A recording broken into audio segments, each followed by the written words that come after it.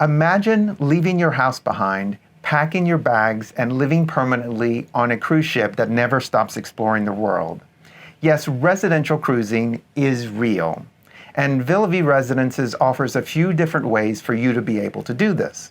For example, you can buy a cabin on the ship and live there full time, or you can purchase a segment of a world cruise that restarts about every 3 years or so. It's not just a fantasy for us, it's actually real. We purchased a cabin, and you can too.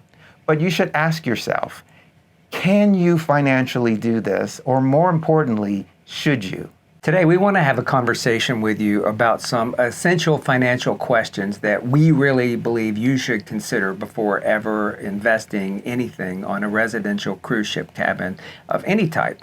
These are the same questions that Chris and I used as we made our own evaluation. Of course, other people may have different questions, but these are ours and we want to share them with you today. Now, before we get into this, we want to make this disclaimer. We are not recommending you do anything. This is a lot of money. This is a big lifestyle change, and everybody's situation is different. We've gotten a lot of questions. We've gotten a lot of comments. We've got a lot of accusations at times that we're trying to convince people to do things, and we absolutely do not want to do that. At the same time, we're getting a lot of questions about, hey, tell us more. So our goal today is not to convince you to do anything. Except maybe to really step back and think about this. So we want to make sure you understand we are not trying to convince you to do this. We're sharing some information with you, and we really recommend that you make the best decision for you. This could be a lot of money, a big lifestyle change, and it's something you cannot do lightly. Question number 1 seems like an obvious question, but we have to lead with this one. Can you truly afford this? You must definitely talk with a financial advisor or with your family to see if you are in a financial situation where you can afford something of this magnitude. This is so important. Can you afford this is absolutely the right first question to ask. And there's kind of this, can I afford it technically? And then can I afford it practically? Villa Vie or residential cruising or whatever investment or expenditure you're looking at won't be the only thing in your life. You've got to have a financial plan for your life and then assess if whatever you're looking at, in this case, residential cruising, fits within that. So make sure that you get trusted people that you know to kind of help you think through this. That'll be honest with you. And obviously, financial analysts and planners will really be the ones that know how to best do this since it gets into your future and all those things that we need to plan for. The things we're going to go through next in terms of questions we think will give you a really good basis for that discussion with yourself and with others. And we think it'll help guide you toward the conversations that we really believe you need to have when you ask yourself, can you afford this? What is the cost of a cabin, including taxes and fees? This is the one question we get more than any other. Now, there isn't one answer that we can give you, but it does depend on a number of factors that we can explain. At Villa Vie, there are a lot of different options that drive your price. So, of course, you have to determine what kind of cabin you want to live in. You want to determine how long you want to live in it.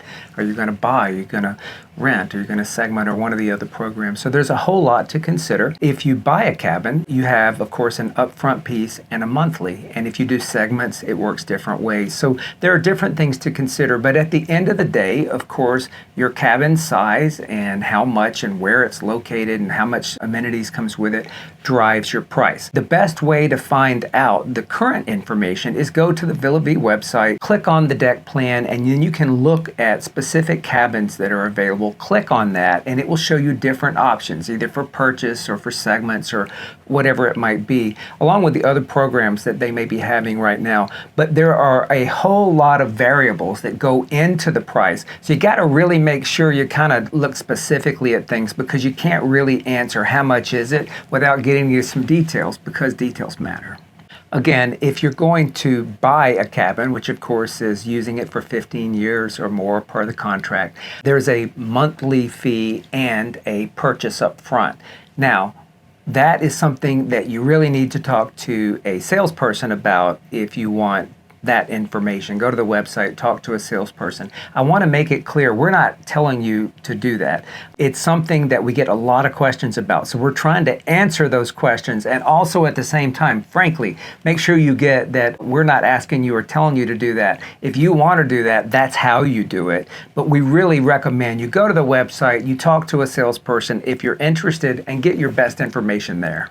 How long will you own the cabin? This seems to be a point of confusion for some. So one of the things that we get a lot of comments on, and frankly there's confusion on, is this notion of buying a cabin. So I want to make sure I'm as clear as I can be as we talk about this. This is not buying anything in terms of a traditional real estate transaction. This is really buying the right to be inside a cabin on Villa Vie in exchange for a certain amount of money and a certain amount of monthly fees. Unlike buying a condominium or a piece of land or something, it's very different. Now, we hope the ship will last more than 15 years, but it's guaranteed for 15 years of the life of the vessel. There are some provisions in the contract that kind of get into things if it doesn't last that long, so you've got some provisions there, but it's really important to know that you are going to be in a 15-year-ish commitment, and that you're going to not have a traditional real estate scenario here as you look at owning a cabin. Now, the other thing we think is really important to think about hard is your life beyond 15 years. Say things work exactly as planned with Villa Vie for 15 years. Your life, hopefully, is not going to stop at the end of that. So then what are you going to do? Because this is a fixed commitment. There's some variability and there's some risk. This is a startup. Unexpected things do happen. So you got to really make sure you don't just have this Villa Vie plan and you're expecting on perfection with that or any investment, by the way, but obviously that you have the ability to understand and take on the risk that is inherent with something like this, as well as think about what happens on day 15 and 1 for the rest of your life if you've done this. So is all of that a part of your plan? Are you assessing and being realistic about the risk that's involved? And does this work for you? Can you rent a cabin instead?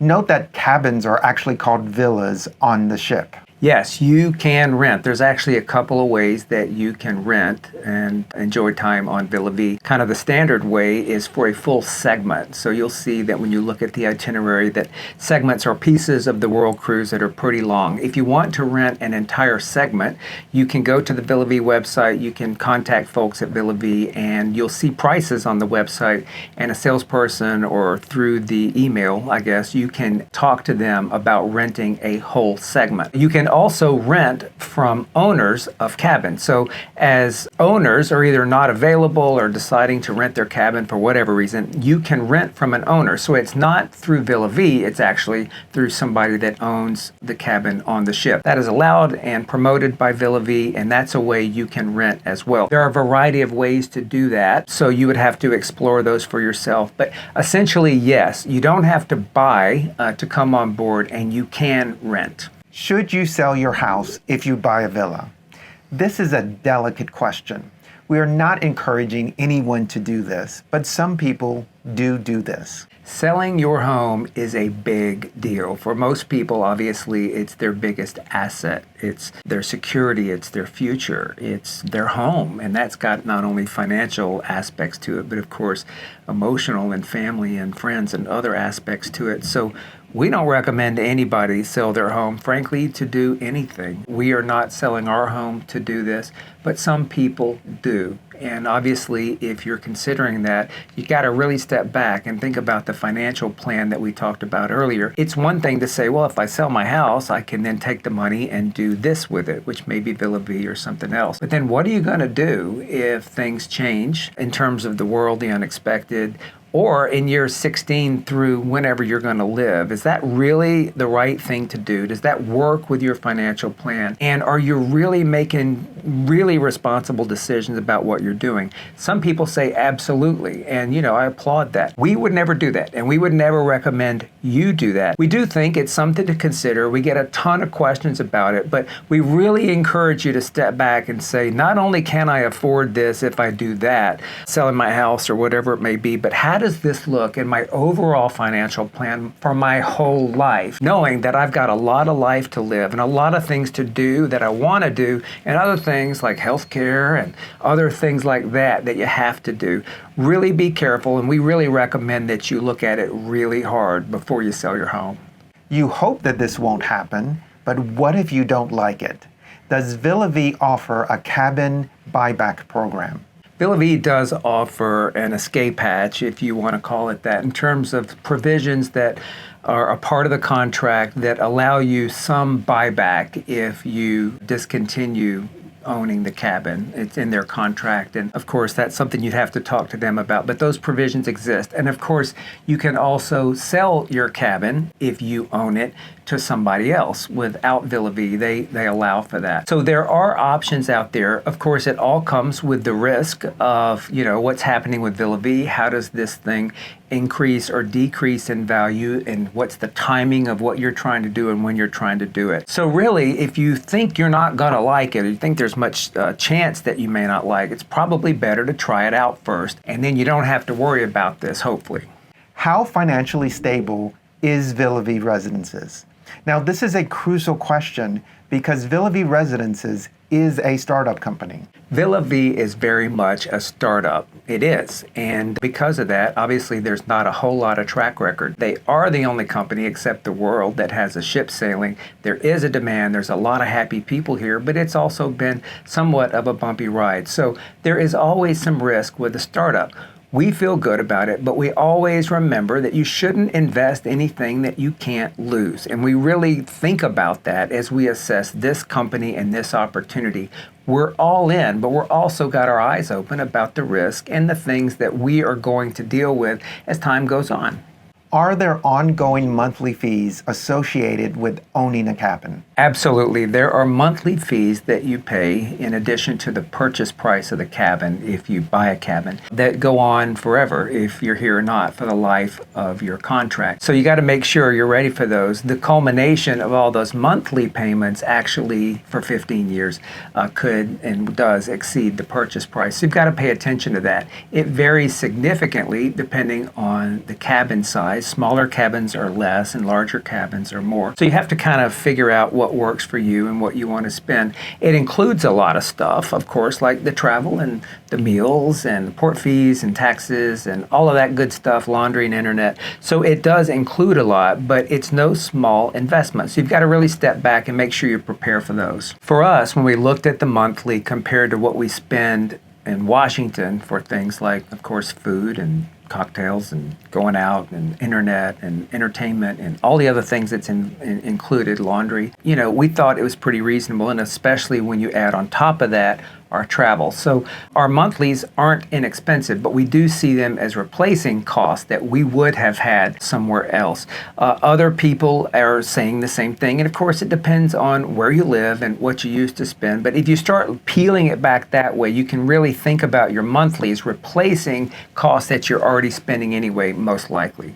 Are there additional costs for living at sea that aren't included in your monthly fees? For sure, there are other costs that you could incur that are not included in your monthly fees. Think about things like if you want a special cocktail, or if you need a haircut, or if you need to go to the medical center for something, or a variety of other things that are just not included in the monthly fee. The biggest thing that we think about really is, since you're doing all this great traveling, it's what you're going to spend money on when you actually leave the ship. Depending on, what you want to do and how you want to do it, you could spend very little or you could spend a lot of money there. So making sure that you think about and account for and plan for those realistic estimates of things that are not included in the monthlies would be really best for you, because they're there, and of course you're here and you want to have a good time. So make sure you're ready to do so. How will inflation affect living costs in the long run? Of course, we all understand inflation. Inflation just means things get more expensive over time, and that generally always happens. Sometimes it's better, sometimes it's worse. But the way the contract is currently done with Villa Vie, you have a fixed amount for your monthly. And so it's contractually stated that it is exempt from inflation. And that's exactly what the contract reads. So if you're paying X amount of dollars today, they're guaranteeing in that contract that you're going to pay X amount of dollars, that actual real number, for the duration of your contract. Now, this is a startup and inflation does happen. They've got a business model that says they're going to account for inflation other ways. So in terms of planning and the contract itself, it clearly says what I just said. In terms of the reality, I think you should always plan for the opportunity for things to change in the future out of necessity or unseen circumstances, that kind of stuff. And clearly, the things that are not included in the monthly fee are not exempt from inflation. So making sure that you've kind of got a view on that and you believe it. And obviously, some contingency plans would be really important as you look at inflation. Now, this is really important. What I just said about fixed monthly fees only applies to those folks that purchase a cabin, the right to use. Of course, segments and rentals are not exempt from inflation and they'll be priced at the market. So you got to make sure that you understand that as well. How does the cost of buying a cabin compare to traditional retirement investment options like buying a home? For sure, buying a cabin on a cruise ship and buying a home are two totally different things, and you can't really compare them. So we won't do that here. But I think it's important to remember that the cruise ship cabin is just a cabin, and a real estate investment is more traditional and has all the things that come with that. Also, the cruise ship cabin lasts for around 15 years, or whatever the life of the ship is. A house is forever. These are very different apples and oranges. So you got to really figure out what works for you. We really recommend, if you're looking at something like this, that you step back with that financial plan and get a very realistic view. In my opinion, and strong one, you're comparing apples and oranges. Clearly, for a while, it may be cheaper or the same or whatever it may be in terms of expenses, but at the end of the day, you've got one life to live, and it's probably not always going to be on a cruise ship, so make sure you prepare for that. And this is important. Have you asked for other people's opinions on this subject? We say this a lot because we want to say this a lot. It's really important not to do this in a vacuum or on your own, and to get expert opinion from people like financial analysts and people that do plans that really know how to model all the things we're talking about, as well as friends and family and trusted individuals in your life. This is not something you want to do on your own and without some arguments and some counterpoints. So it's really important to do this, and we're emphasizing this for a reason. You may do some math and decide you can do this, but make sure you get those expert opinions, look at it holistically, and trust some of these opinions and listen before you do this. What is your backup plan if Villa Vie Residences experiences the unexpected? One of the things we all know is the unexpected often happens. So it's important, best you can, to anticipate that. So it's really important to have a backup plan. What if something happens and Villa Vie can't sail? What if we have another COVID? What if Villa Vie has some issues? What if you have loved ones that need you at home, or even if you're sick? So there are things out there that mean that you're going to need to think about what life looks like if you've got this continuing commitment to a cruise, as well as the need to be and do something else. So make sure you've got a backup plan, and as you assess this, figure out what that's going to cost best you can. Figure out how, if you can pay for it, you'll do so, and just have that in your back pocket. Having planned it out, you hope it never happens, but if it does, you've thought through it, and you're not sitting here thinking, wow, why didn't I think about this when I made this big commitment? Because life happens, and we need to prepare for it. Don't neglect this. Think about, what are the alternatives to this? When you're making any big decision like this, it's always good to just ask this wide open question. What else could I do with this same amount of money and time or energy or effort or whatever it might be? Just ask yourself that. Anything from having a cabin somewhere to, traveling without a cruise option to doing 1,000 other things. Just make sure, if you say, I'm going to do this with this amount of my resources and time, what are all the other things I could do? And how does that feel? How does it feel in terms of your lifestyle, your risk, your money, your friends and family, and that kind of thing? Just make sure that when you really come back and make a decision that you've considered other alternatives. It's like not getting married on the first date. You want to make sure you're marrying the right one. Do you have a reliable source of income to cover your expenses beyond the 15 years? So this one's really important. We've done a lot of talking about what if during the 15 years and what about Villa Vie, but say it all goes perfectly. What are you going to do after Villa Vie? Either you're going to go back somewhere and have a life and need to pay for it, or you're going to need to re-up on a residential cruise or do something else. But at the end of the day, you're down the road and you're going to need to pay for what's left of your life in a way you want to do it. You got to make sure you got a plan for that, because all that inflation we talked about before is really going to be out there. You're going to then need to have the funds to do whatever you want to do and need to do then. So make sure that is part of this holistic plan and something that your advisor and your close friends and family and you pay attention to.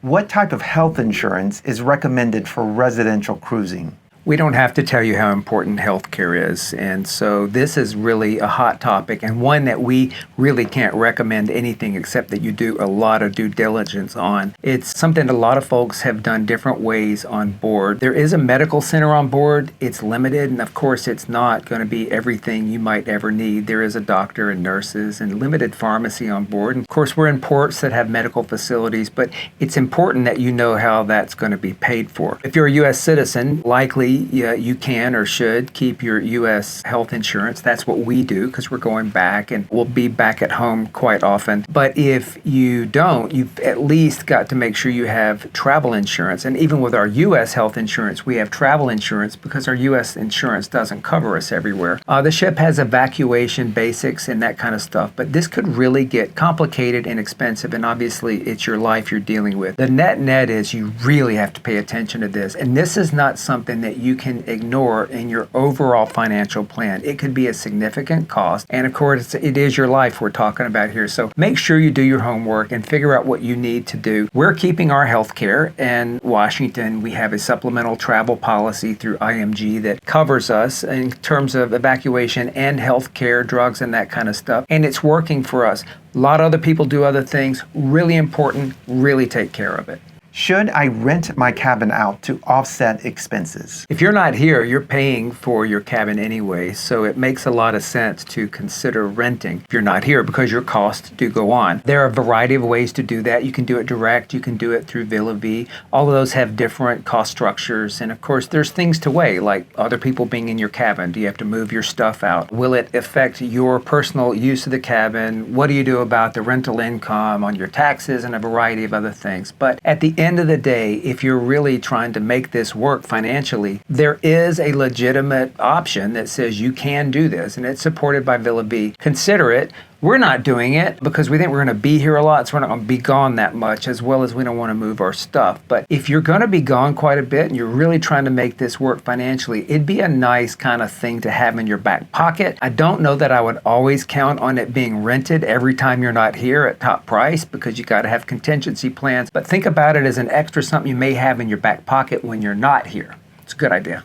If you buy a cabin, are you absolutely certain that this could be a long-term lifestyle for you? As we said earlier, you've got to make sure that you do what's right for you financially, as well as the way you live and the way you want to live and who you are and who you want to surround yourself with, where you want to be, and the whole deal. So, thinking you want to do something is one thing. Experiencing it for a while and making a long-term commitment is quite another. So how do you evaluate that? Obviously, you can try it. And of course, you know yourself better than others. Maybe get some that friendly advice from people that know you well. But really making sure that you don't too quickly, just jump into this notion out of romance and excitement is really important, because while you can get out of it, it's not easy, and you will have spent some time and some money on it. So really try to evaluate this thing. Try it before you buy it, if that makes sense to you, and really go into this with open eyes. The other thing you got to remember is it's going to change. You got to roll with it. Get ready to love it, but also get ready to know it's not everything it's in your head. It's going to be different, and you need to love it anyway.